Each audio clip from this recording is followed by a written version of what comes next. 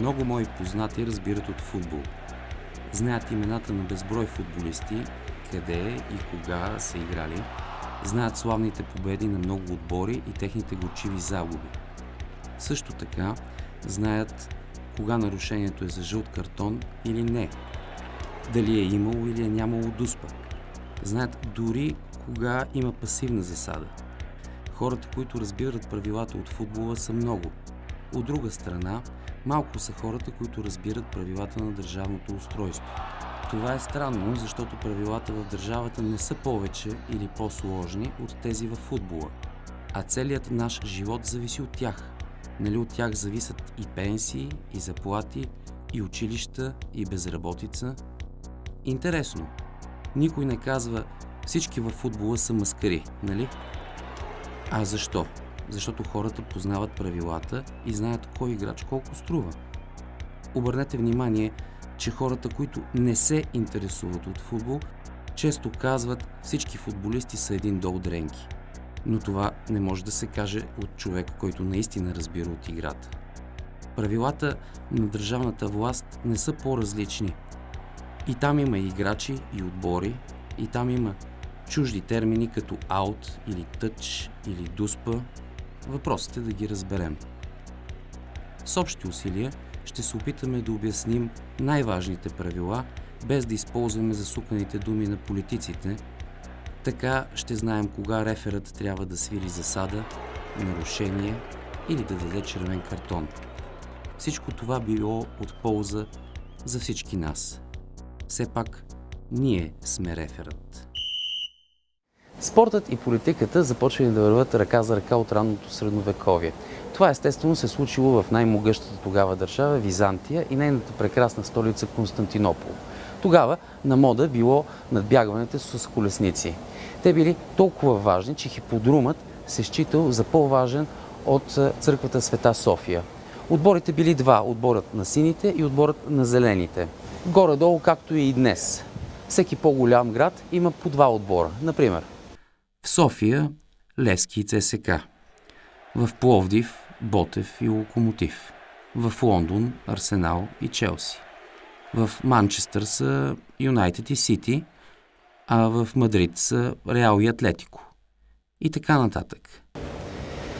Всеки от отборите наемал състезателни коне, наемал треньори, лекари, колари, готвачи, купувал и продавал коне, поддържал конюшни, ковачници, кухни, спални.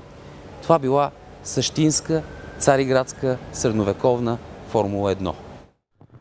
Постепенно съревнованието между двата отбора излязло извън хиподрума и се разпростряло из целия град. Феновете на отборите се съревновавали и в празненства, и в шествия, и в празници, и в театрите. Всеки фен допринасял с нещо за славата на отбора. Тогава нарекли фен-клубовете партии, което ще рече част от народа.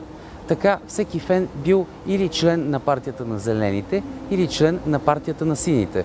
А понеже градът ставал все по-голям, са появили още две партии, т.е. още два отбора – на белите и на червените.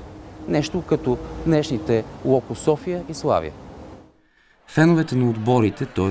членовете на партиите, постепенно започнали да имат по-голямо влияние, като достигнали дори до постове като чиновници в двореца или дори съветвали императора. Така всяка партия се опитвала да настани свои членове на влиятелни обществени длъжности или поне на някои от по-тлъстите службици. А това последното, комай, няма нужда да ви го обясняваме. Такъв бил политическия живот в столицата на Византия до 1204 година, когато Константинопол бил превзет от кръстоносците.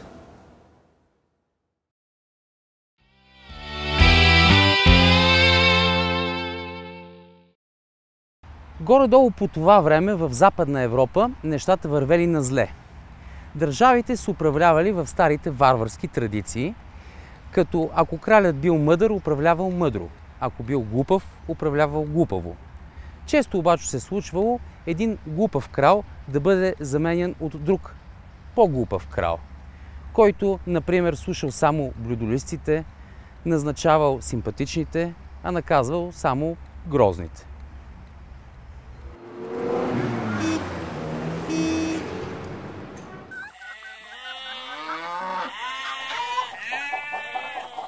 Към края на 12 и началото на 13 век, горе-долу, когато царете Асен и Петър освобождавали България, в Англия нещата станали силно нетърпими.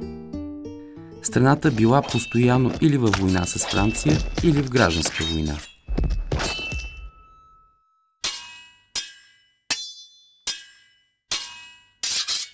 И кралят и принцовете, както си му е редът, събирали средства за кампаниите си, като вземали заеми от други благородници и като увеличавали данъците на поданиците си. Когато Ричард Лъското сърце станал крал, вместо да се опита да възстанови държавата си, решил да се прослави в светите земи на днешен Израел и започнал подготовката на третия кръстоносен поход. И пак, както си му е редът, крал Ричард взел нови заеми и наложил нови данъци. Освен това назначил на държавни постове само хора, които си плащали за тях. Стигнал до там, че за свои заместници назначил 2 души, които си платили да управляват Англия от негово име. След като крал Ричард се върнал в Англия, той подновил войните срещу Франция. А когато умрял, неговият наследник, брат му Джон, също продължил да воюва. Той също си набавил пари по познатите начини – заеми и високи данъци. Накрая крал Джон геройски загубил войната с Франция, а с това и по-голямата част от земите си. С това чашата преляла. Бароните на севера не получавали нито парите от заемите, нито плодородни земи във Франция. Затова през 1215 година те се вдигнали на бунт и за няколко месеца превзели Лондон. Написали своите искания, които кралят след това трябвало да изпълнява. Тези искания били мирен договор, който се нарича Магна Харта Либертатум или Великата харта на свободите. Магна Харта Либертатум, освен мирен договор, е и закон, който има власт над краля. Това всъщност е първата конституция. Навсякъде другаде по това време всеки крал е бил над закона и е можел да го променя когато и както му скимне. В Магна Харта обаче властта на краля се ограничавала и така се създавал определен ред. Това е записано в самия увод на Магна Харта, уводът, който се нарича преамбюл. Никой не стои над закона, нито цар, нито законодател. Тоест, законът важи за всички, без изключение. Магна Харта е и първият документ, в който се описват правата и задълженията на държавните органи. Например, член 61 създава нов орган – Съвет на бароните. Избират се 25 барона, които да съблюдават спазването на тази харта. Ако кралят престъпи който и да е член на Магна Харта, 4 от бароните на съвета могат да изискат незабавна поправка на нередността. Ако това не стане, съветът може да запорира имотите на краля. Някои членове правят първи крачки към независимост на правосъдието. Никой кралски сановник няма право да решава делата, които са подсъдни на кралските съдии. Кралят назначава за съдии само такива, които познават закона и възнамеряват да го прилагат добре.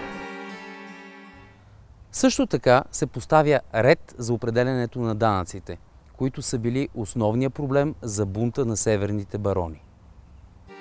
Нито налог, нито плащания ще бъдат налагани от краля, освен по всеобщо съгласие със съвета на бароните. Така Магна Харта е първият документ, от който държавите по-късно почерпват опит какво да запишат в своите конституции. А най-важните неща във всяка конституция са следните. Конституцията е върховен закон на държавата, който може да бъде изменян само по строго определен ред. Никой не може да бъде по-силен от Конституцията, нито да й противоречи, в това число и законите. Също така, нито орган, нито човек може да бъде по-силен от Конституцията. В Конституцията още са записани основните права и задължения на гражданите и на държавните органи.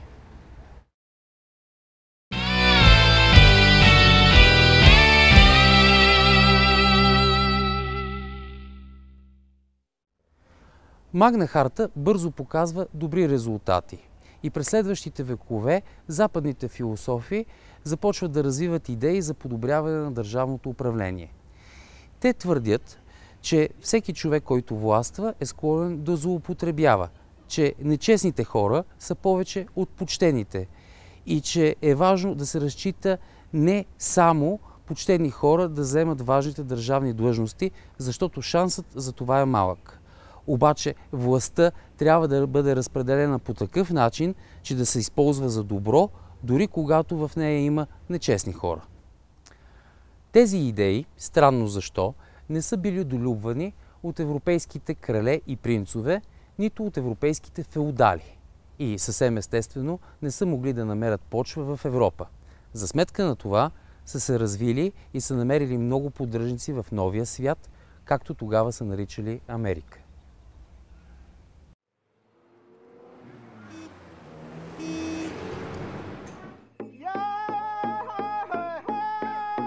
Точно в американските колонии на Великобритания през края на 18 век нещата започнали да се обтягат.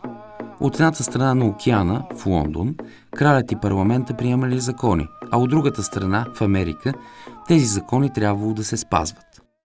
Хората в колониите се водили на хартия британски поданици, но нямали достъп до важните централни органи, където управляващите считали колониите главно като източник за ресурси и не можели, а и не искали да се грижат за хората там.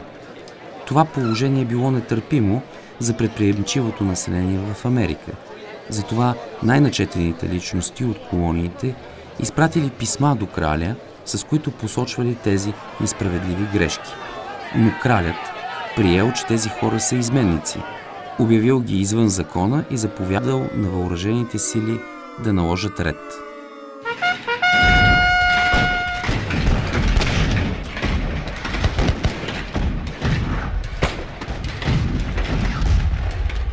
Така започнала войната за независимост, при която хората от колониите воюват, за да защитат живота, имуществото и правата си. Другите европейски колониални държави също обявили война на Британия, която финално загубила войната, а колониите получили независимост.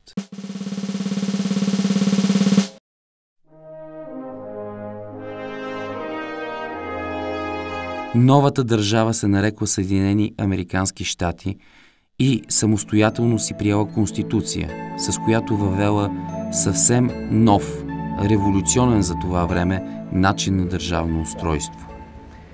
Конституцията на Съединените щати разпределя държавните органи в три групи.